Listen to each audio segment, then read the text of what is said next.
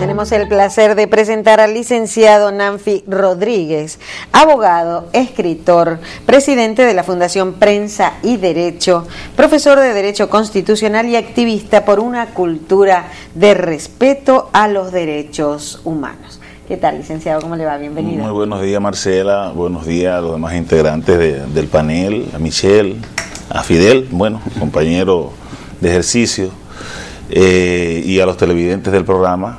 Pues a sus órdenes. Estoy muy contento de estar aquí en esta tradición institucional del periodismo que ya debe tener 30 años en la televisión dominicana, ¿no? Bueno, sí, así. Entre unas generaciones y otras. Y otras. No, 30 y pico, 36. En el caso de síntesis, sí, de una nueva etapa de síntesis que ya era viejo, ¿verdad? Sí. El licenciado Nanfi Rodríguez es un experto en materia constitucional, pero sobre todo en los aspectos que tienen que ver con la defensa de la libertad de expresión. En esa condición representó a los principales medios de comunicación del país en un recurso de inconstitucionalidad en relación a algunos artículos de la ley 6132 de expresión y difusión del pensamiento. Licenciado Nanfi, ¿cuáles fueron los aspectos de la ley de libre expresión y difusión del pensamiento que ustedes atacaron en inconstitucionalidad? ¿Cómo no? ¿Y cuáles fueron los motivos de este recurso de inconstitucionalidad? ¿Cómo no, Fidel? Mira, la Fundación Prensa y Derecho y los directores de medios, don Miguel Franjul, Osvaldo Santana y el doctor Rafael Molina Morillo, incoaron en el año 2013 un recurso de inconstitucionalidad contra la ley de expresión y difusión del pensamiento, que es una vieja ley de 1900, muy interesante, un decreto ley, no es una ley, es un decreto ley del Consejo de Estado de 1962, que contiene una serie de cláusulas que a la luz de la Constitución del año 2010 contravienen los preceptos de la Carta Constitucional. Muy especialmente, nosotros nos enfocamos en el tema del efecto inhibitorio que ejerce la pena de privación de libertad en el delito de palabra. Porque hay un tema en todo esto, es decir, el bien más preciado que tienen las personas es la libertad, después de la vida, obviamente. Si se encuentran expuestos a perder la libertad por delito de difamación e injuria, pues la gente tiende a retraerse en la denuncia que debe hacer públicamente o que puede hacer públicamente de corrupción, sobre todo en la administración pública. Entonces todo eso tiene consecuencias en el régimen de transparencia de la administración. Nosotros consideramos entonces que teniendo a la vista toda la doctrina de la Corte Interamericana y la Comisión Interamericana de Derechos Humanos, era pertinente plantearle esa cuestión al Tribunal Constitucional para que así lo decidiera.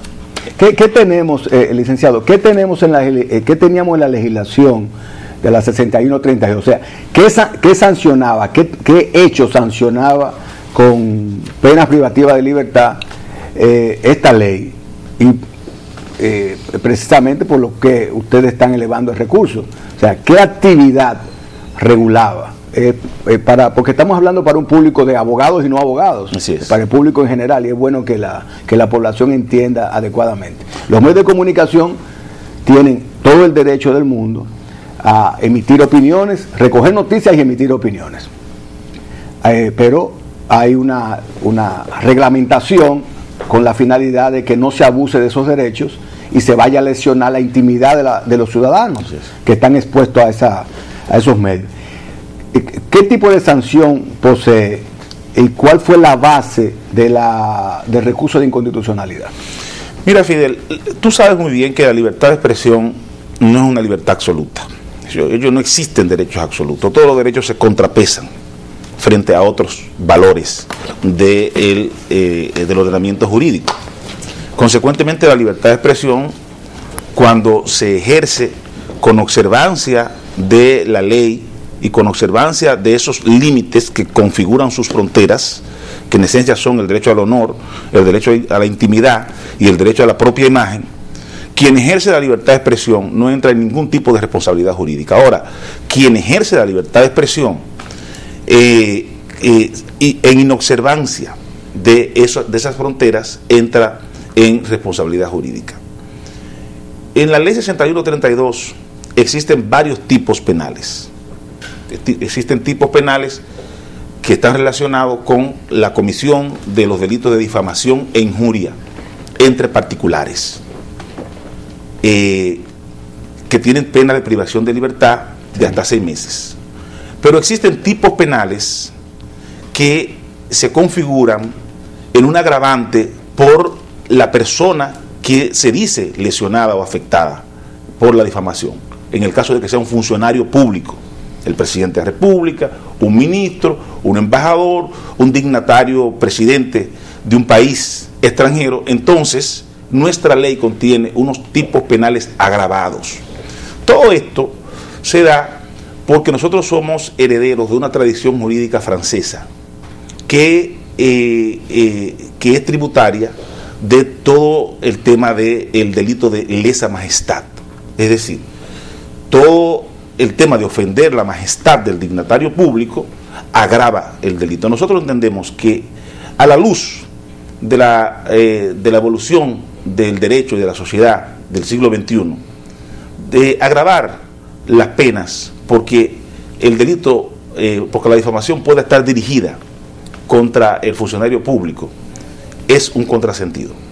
Porque hoy día quienes están expuestos, o quienes deben estar más expuestos al escrutinio público, y quienes deben estar expuestos al cuestionamiento público son los funcionarios públicos. El funcionario público se debe entender él mismo como un bien público. Es decir, esa sensibilidad que una persona que no ha tenido la decisión de arrojarse a la vida pública, ni de manejar fondos públicos, esa sensibilidad que tiene con su intimidad, con su honor, con su nombre, no la puede tener un funcionario público. Entonces es un contrasentido que la ley 6132 pues preserve esas penas agravadas por el hecho de que la difamación sea dirigida contra un funcionario público. Lamentablemente, en la sentencia, en el dispositivo de la sentencia del Tribunal Constitucional, porque aún no conocemos la sentencia aún no ha salido, en el dispositivo de la sentencia preservó esas penas. Es decir, desmontó las penas de privación de libertad, ya es un paso importante, en lo que se refiere a algunos funcionarios públicos, ministros, directores generales, los órganos represivos del Estado, los legisladores, y otros funcionarios. Ahora la preserva respecto al presidente de la República y la preserva respecto de dignatarios extranjeros. Nosotros lo que entendemos es que este es un primer paso que ha dado el Tribunal Constitucional y que le corresponderá al Congreso pues completar esta reforma, porque estamos hablando de que por delito de palabra, hoy día, pretender que la persona pierda su libertad es un absurdo desde el punto de vista del desarrollo de la democracia. ¿Cuál es la sanción, licenciado? ¿Cuál es la sanción prevista en la ley cuando a través de un periódico o cualquier otro medio de comunicación se emiten expresiones difamatorias frente en contra del presidente de la República, por ejemplo? ¿Cuál será la sanción prevista en este momento? Un año. Hasta de un año de prisión. Una cosa, para que quede, hablamos de, hay una información que habla también de que en la sentencia se le quita la parte penal a los dueños y directores de medios. ¿Qué ocurre en República Dominicana? Si usted viene a este programa como invitado y usted difama a alguien, esa persona que se pueda sentir difamado posiblemente pueda demandarlo a usted, pero también al programa, pero también al dueño de este canal. Entonces esa es una parte que queremos saber en qué cambia, si es nada más la parte penal o si ya no se puede demandar a los dueños y directores, a menos, o si es que a menos que el dueño o el director lo hagan como parte editorial. La responsabilidad en cascada. La otra parte que tenemos es, sí, pero parece que trata lo que tiene que ver con los dueños y no con los... Sí, en cascada, bien. Eso es que se lleva todo el mundo. Y la otra parte que queremos saber es si en lo que tiene que ver con la fuente se trata. Por ejemplo, si la fuente tú la proteges y yo no estoy en la obligación, si usted se siente difamado con algo que yo diga, pero la ley me protege la fuente, entonces, ¿cómo funciona a nivel de esta regulación? Porque si yo no tengo que decir mi fuente y la fuente es la prueba de que yo no lo estoy difamando, entonces, ¿cuál es el comportamiento? Mira, Michelle, tú has hecho dos preguntas muy inteligentes. Es decir, yo creo, no, yo no estoy pidiendo una consulta. Yo creo que ha tenido una sensibilidad muy especial, propia de los abogados, que yo hubiese comprendido si hubiese sido el doctor Pichardo Baba, que me la hace, ¿verdad? Pero tú, la verdad que es muy inteligente la pregunta. Tú preguntas una cosa, tú has dicho,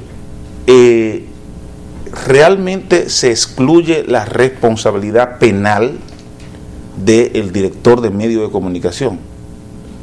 Es decir, un director de medio de comunicación ya no puede ser imputable en el delito de difamación e injuria, que ha sido más o menos lo que se ha entendido, y sí, ha habido incluso algunos comentarios en los círculos periodísticos sobre el tema, y es importante responder eso.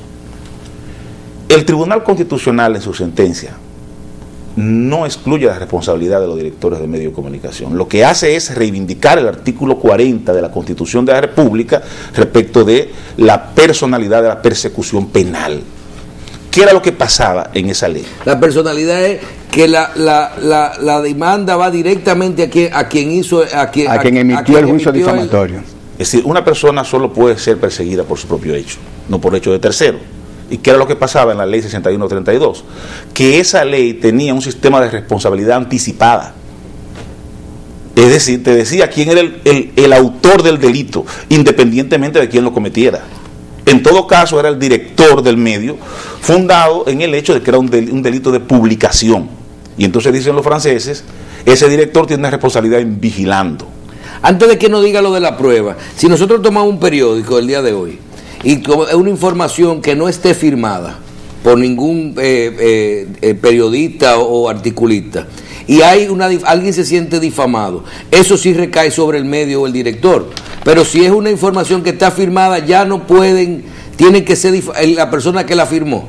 No, mira, el tema de la responsabilidad, ¿qué es quien hace la difamación? El tema de la responsabilidad en cascada o la responsabilidad penal predeterminada subsiste aún como institución jurídica, especialmente para ese tipo de informaciones que aparecen no firmadas en los medios de comunicación, o por ejemplo, para todo el tema de los medios electrónicos.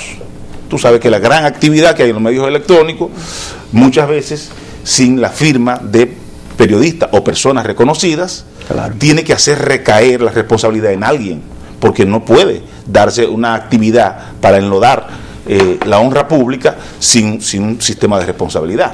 Ahora bien, la sentencia del Tribunal Constitucional en este caso siempre responsabiliza al periodista que firma la nota. Es una pregunta interesante esa. No necesariamente. ¿Por qué? Porque al reivindicar el principio de la personalidad de la persecución penal del artículo 40, lo que el Tribunal Constitucional ha hecho es atribuir a quien comete el delito de difamación la responsabilidad penal. ¿Quiénes pueden ser responsables penalmente por el delito de difamación? Quien emite la afirmación injuriosa o infamatoria, quien la difunde o el director del periódico. El juez, al momento de bajar materialmente, porque ahora tiene que bajar al expediente, tiene que ver los elementos materiales que se dan en el expediente, tiene que determinar dónde está la responsabilidad, dónde está el dolo, dónde está el animus infamandi. Si está en el director del periódico, si está en el periodista, o si está en la persona que ha emitido el juicio infamatorio, porque a un periodista no se le puede condenar por el hecho puro y simple de difundir información que pueda resultar controversial. Claro. Porque entonces estamos hablando de un sistema de censura. Es decir, la función de los periodistas es difundir información, regularmente información controversial. Lo que hay que determinar si ese periodista ha tenido un nivel de involucramiento con la persona que ha emitido, ese periodista o el director del periódico que ha emitido esa información, y eso hay que demostrarlo entonces. Y como sabe el doctor Pichardo Baba, la carga de la prueba en esta materia pues reposa en quien hace la acusación. Doctor, sería importante saber que la tendencia a seguir ahora es la despenalización de este delito. Sí. Sin embargo, hay una sentencia de la Corte Interamericana de Derecho, específicamente con el caso Crismel, Argentina, que establece que las personas que se sientan lesionados tienen derecho a acudir a la jurisdicción que el Estado provea. No conozco la sentencia todavía del Tribunal Constitucional, como bien usted señala, no ha salido, pero esta sentencia no viene a despenalizar lo que es el delito de difamación e injuria. Lo que ha venido a excluir una responsabilidad en cascada. Pero si hoy día, es una pregunta, si hoy día una persona difama a otro, bien sea a título personal o utilizando un medio de comunicación, ¿es sancionable penalmente? Sí, bueno, mira, el caso Kimmer, Argentina, es uno de los casos que la Corte Interamericana de Derechos Humanos ha fallado, ha construido toda una doctrina vinculante para los países del área sobre el tema de libertad de expresión que fortalece el sistema político. Por eso yo he sido de los sufridos cuando la sentencia de la Corte Interamericana de Derechos del Tribunal Constitucional pues ha entrado en contradicción con algunos principios del sistema interamericano, porque ese sistema interamericano, hay que reivindicar, ha sido un sistema que ha hecho aportes muy significativos en materias como libertad de expresión, todo el tema de los desaparecidos en Sudamérica. En la Corte, es decir, ni en Argentina, ni en Chile, ninguno de esos países estuvo en condiciones de juzgar crímenes de lesa humanidad, y fue esa Corte quien construyó todo el tema de la doctrina de los desaparecidos, que llegó incluso a la República Dominicana con el caso de Narciso González. Entonces esa Corte es importante, ha emitido sentencias muy importantes como esa Kimmer contra Argentina, el caso de Mauricio Herrera Ulloa con Costa Rica, y otros caso Panamá, tiene casos muy importantes. La doctrina de la Corte en ese sentido lo que ha dicho es que las penas de privación de libertad no son incompatibles con la Convención Americana de Derechos Humanos. Si la Convención no las prohíbe. Ahora, es deseable que los países propicien legislaciones donde no haya pena de prisión por delito de palabra, para evitar lo que ellos llaman un chilling effect, es decir, un efecto inhibitorio en la opinión pública. Claro. Porque la pena, al ser tan gravosa, propicia una actitud de retraerse en los opinantes. La gente piensa mucho al momento de hacer un cuestionamiento o de hacer una denuncia sobre corrupción. Se autocensura por el temor a que lo sometan a un proceso gravoso, penal gravoso. El hecho del sometimiento per se ya es gravoso. Así es. ¿Me entiendes? Aunque sin condena, entonces lo que interpreto que usted quiere decir es que el periodista va a pensarlo dos veces, aunque el bien jurídico del cual él hace uso, que es emitir una opinión o presentar su punto de vista con respecto a una realidad social de un país determinado, sea más importante que la sanción misma que pudiera conllevar en caso de que difame. ¿Entiendes? El derecho a la libre expresión, el periodismo, la libertad de expresión hay que protegerla, porque los países avanzan a base de golpes, y a veces los golpes no son físicos, el golpe a veces de opinión pública, de presentar la confrontación entre la tradición de abuso que existe en un país, ¿verdad? Y un periodista que tenga el valor, un medio de comunicación que tenga el valor de airear situaciones que son graves, para que se busquen soluciones. Entonces lo que usted me está presentando con mucha certeza es, óyeme, si yo voy a ser sometido a un proceso penal, me voy a limitar, me voy a autocensurar. Es más o menos lo que usted me quiere decir. Pero Fidel, tú acabas de decir una cosa importante. Un periodista, el tema es que la libertad de expresión no está solamente referida a los periodistas. Toda la lucha por el poder hoy transcurre por estos medios de comunicación. Las armas más letales que tiene la lucha por el poder son los medios de comunicación. Claro.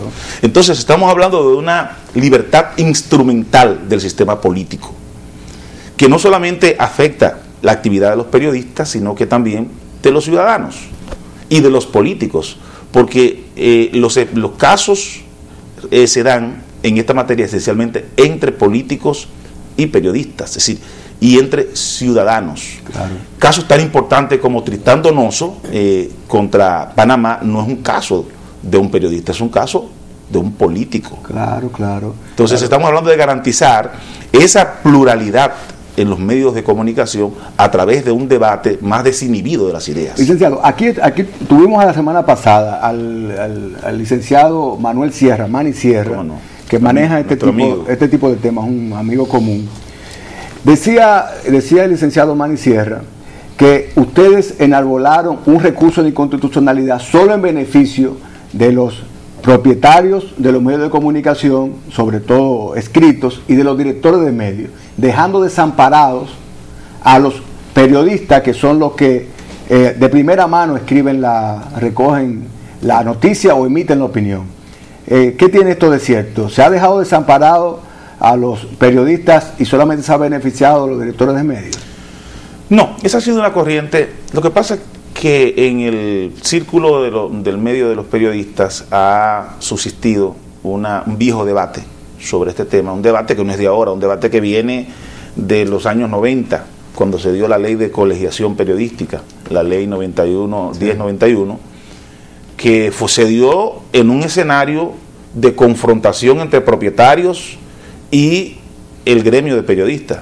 Yo recuerdo que cuando eso el doctor Germán Emilio Ornes, legendario director del periódico, propietario y director del periódico El Caribe, que era el abogado de la Sociedad Dominicana de Diarios, y recuerdo que el expresidente Fernández actuó como abogado del Colegio de Periodistas. Sí. Entonces, ese es un tema viejo. Y mucha gente se ha quedado en esa perspectiva que se dio de confrontación. Pero la realidad jurídica, consecuencia de la sentencia. La realidad jurídica, consecuencia de la sentencia, Fidel, la traza la Constitución de la República del año 2010. Hay mucha gente que se olvida que la libertad de expresión en esa Constitución está protegida por un plexo de derechos y garantías institucionales al que debe sujetarse cualquier ley. Y cuando tú hablas de secreto profesional, como decía Michel, cuando tú hablas de cláusula de conciencia, que están contenidos en el artículo 49 de la Constitución, son garantías de los periodistas. Cuando tú hablas de cláusula de no censura previa, son garantías de los periodistas. Es decir, cualquier ley, cualquier sentencia que se dé en el ordenamiento jurídico dominicano se tiene que ver a la luz de esa Constitución. Ahora bien, es cierto que ha habido una sentencia del Tribunal Constitucional en el tenor de lo que dice el buen amigo doctor Manny Sierra. Yo pienso que hay que esperar la sentencia, claro, porque lo que tenemos es el dispositivo, claro, para ver el alcance de la sentencia, ver las motivaciones que tuvo el Tribunal Constitucional, que constituyen precedentes vinculantes para los poderes públicos. Pero la intención del grupo de personas y directores que usted representa, ¿era esa, solamente beneficiar a los directores, o realmente era despenalizado en el sentido general? Cuando estamos hablando de producir la despenalización del delito de palabra, el objeto del recurso era que se produjera una penalización general de periodistas, de directores, de ciudadanos, de todo el mundo. Ahora bien, respecto del sistema de responsabilidad, nosotros pensamos que quienes sostienen la teoría de que la responsabilidad en cascada deja desprotegido, es decir, tumbar la responsabilidad en cascada deja desprotegido a los periodistas, pierden de vista que el hecho de que el director anticipadamente sea el responsable penal del delito de difamación constituye un elemento de censura interna en el medio, en el sentido de que el director ejerce un control excesivo sobre la actividad de los periodistas, porque ¿qué es lo que dice el director? Bueno, quien se siente en el banquillo del acusado soy yo. Entonces reclama, reivindica un derecho de revisión, muchas veces, que es excesivo. Nosotros creemos que el derecho de la información, el acceso a la información pública, la libertad de expresión, la materia de delito de difamación, injuria, delito contra la intimidad, se van a desarrollar enormemente a partir de esta sentencia. Porque lo que ha hecho la sentencia es establecer un sistema por el que cada quien tenga que responder por la malicia con que ha actuado en un medio de comunicación. Como yo dije, a un periodista no se le puede anticipadamente decir que va a ser condenado porque difunde una información controvertida. Es bueno resaltar. Sobre ese tema, Fidel, es importante decir que en la corriente de los tribunales, la doctrina de los tribunales internacionales sobre la responsabilidad de los periodistas, está muy claro que un periodista que no se ha involucrado, que no ha matizado una información con tintes personales, está muy claro que un periodista que haya hecho una debida diligencia, y está muy claro que un periodista que está citando una fuente, por lo que decía Michelle, me puedo prevalecer del secreto de fuente, es decir, inventarme una versión fundada en fuentes reservadas para difundir una información, obviamente compromete su responsabilidad. Es como el director del medio que se prevalece de la sección de cartas al director para él mismo hacer cartas que vayan dirigidas a lesionar la integridad moral de alguien. Entonces, pero eso hay que probarlo. Entonces, un periodista, reitero, que ha difundido una información con una fuente cierta e identificable, ese periodista no tiene que probar la veracidad de la información que difunde. Pura y simplemente lo que tiene que probar es que eso lo dijo el doctor Fidel Pichardo Baba. Y punto. Claro. La responsabilidad entonces corre hacia el doctor Fidel Pichardo Baba.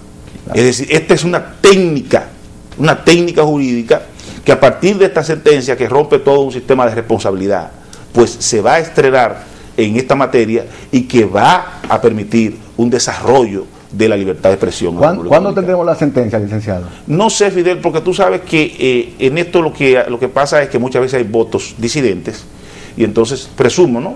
Entonces el tribunal anticipa el dispositivo. Perfecto. Es para tener el compromiso de su parte, aquí público, para que conste. Sí, con gusto. de que usted tenga la sentencia,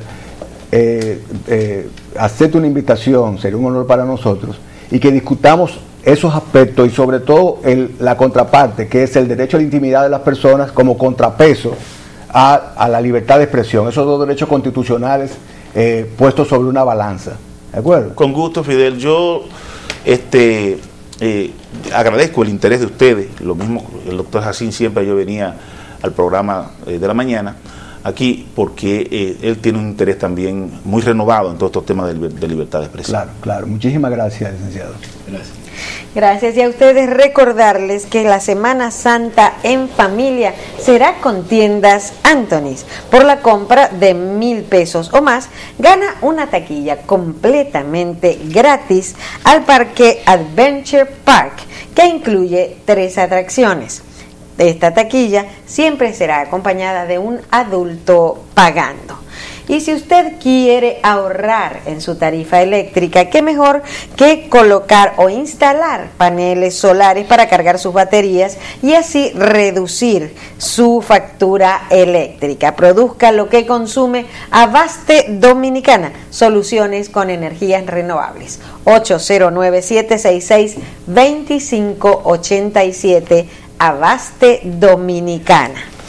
Y si usted va a preparar el desayuno o el almuerzo o la cena en su casa y todos los lácteos que usted utiliza los usa de producción nacional, eso le va a garantizar a usted frescura y calidad. ¿Por qué? Porque están hechos aquí, en República Dominicana. Y pocas cosas en la vida son perfectas. Y qué mejor que cuando hablamos de hidratación nos acerquemos a la perfección con agua Alcalife. Alcalife le da vida a sus años. Juega un papel importantísimo en mantener el cuerpo libre de acumulación de desechos ácidos. Previene enfermedades, incrementa su energía y además hidrata las células, reduciendo los síntomas de envejecimiento. Donde encontrarla en los principales supermercados, las farmacias y en Colette Comercial. 809-565-0561. Vamos entonces ahora a despedirnos. Muchísimas gracias, licenciado, por estar con nosotros. Bueno, salud.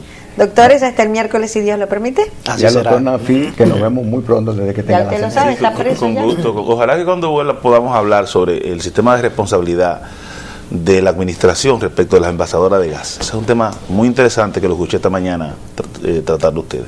Perfecto. Muchísimas gracias. Nos vemos mañana. Doctor Nanfi es una estrella. Bye bye, gracias.